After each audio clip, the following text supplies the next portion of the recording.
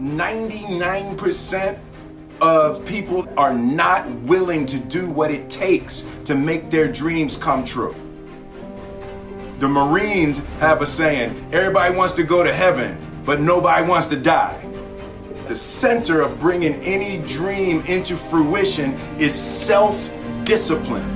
You know, something as simple as food and eating. It's not about your body as much as it is about your mind. It's getting command of your mind to be able to choose actions that are in your own best interest.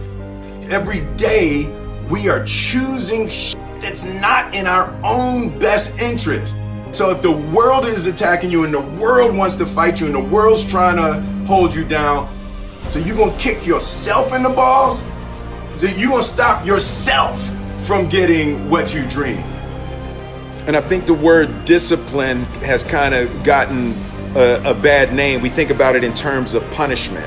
I'm not talking about discipline in that way. I'm talking about discipline in the sense that you forego immediate pleasure for the exchange of long-term self-respect. I believe that self-discipline is the definition of self-love. That when you say that you love yourself, that means that you have behavior towards yourself that is loving. Self-discipline is the center of all material success. You cannot win the war against the world if you can't win the war against your own mind.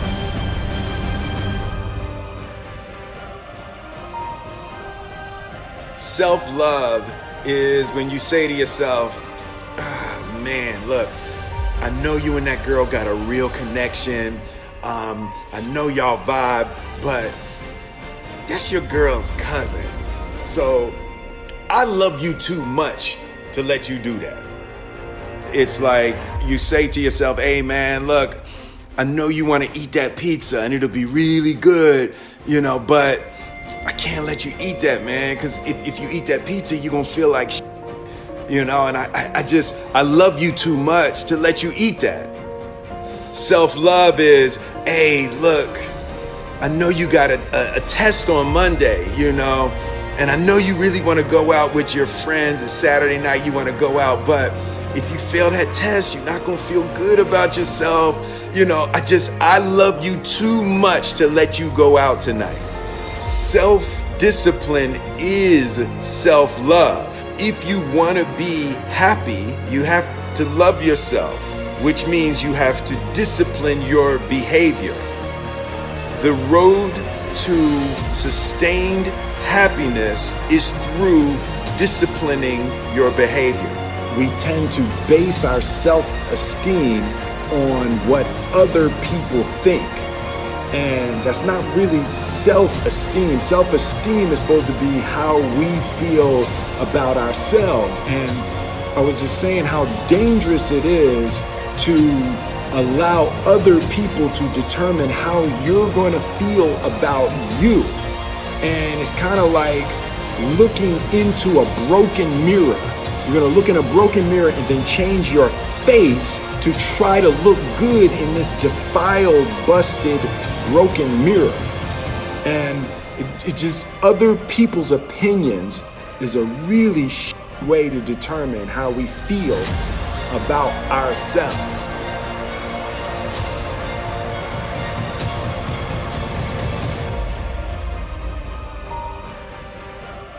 It don't matter whose fault it is that something is broken if it's your responsibility to fix it. For example, it's not somebody's fault if their father was an abusive alcoholic, but it's for damn sure their responsibility to figure out how they're going to deal with those traumas and try to make a life out of it. It's not your fault if your partner cheated and ruined your marriage, but it is for damn sure your responsibility to figure out how to take that pain and how to overcome that and build a happy life for yourself. Fault and responsibility do not go together. It sucks, but they don't. When something is somebody's fault, We want them to suffer. We want them punished. We want them to pay. And we want it to be their responsibility to fix it. But that's not how it works, especially when it's your heart. Your heart, your life, your happiness is your responsibility and your responsibility alone. As long as we're pointing the finger and stuck in whose fault something is, we're jammed and trapped into victim mode. When you're in victim mode, you are stuck in suffering. The road to power is in taking responsibility. Your heart, your life, your happiness is your responsibility and your responsibility alone. You can make a person smile, you can make a person feel good, you can make a person laugh, but whether or not a person is happy is deeply and totally and utterly out of your control. The prerequisite for spending time with any person is that they nourish and inspire you. They feed your flame. Look at your last 5 text messages. Are those people feeding your flames or dousing your fire? Put your phone down for just a second and look around. Look to the people around you. Are those people throwing logs on your fire or are they pissing on it?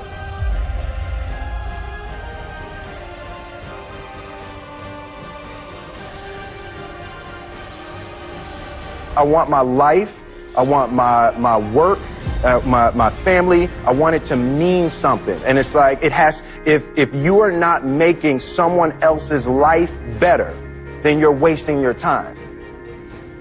The separation of talent and skill is one of the greatest misunderstood concepts for people who are trying to excel, who have dreams, that want to do things. Talent you have naturally. Skill is only developed by hours and hours and hours of beating on your craft.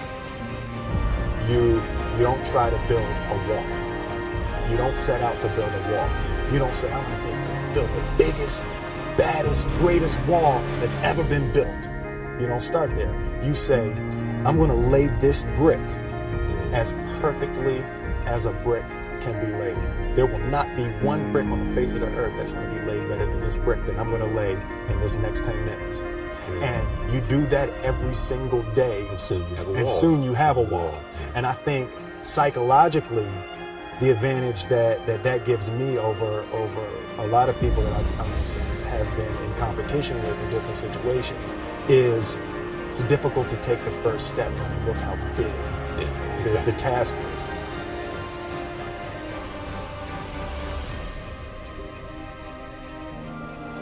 The definition of who I am is very clear to me, and it also redefines who I want to be, in that I know for a fact that I'm stronger than I thought I was.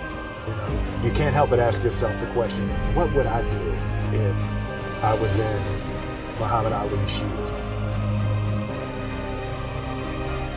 I'm motivated by fear. I hate being scared to do something. And I think what developed in my early days was the attitude that I started attacking things that I was scared of. Why were you scared in your bed the night before? What do you need that fear for? Just don't go. Why are you scared in your bed 16 hours before you jump? Why are you scared in the car? Why could you not enjoy breakfast? Fear of what? You're nowhere even near the airplane. Everything up to the stepping out, there's actually no reason to be scared. It only just ruins your day. You don't have to jump. And then in that moment, all of a sudden, where you should be terrified is the most blissful experience of your life. And God placed the best things in life on the other side of terror.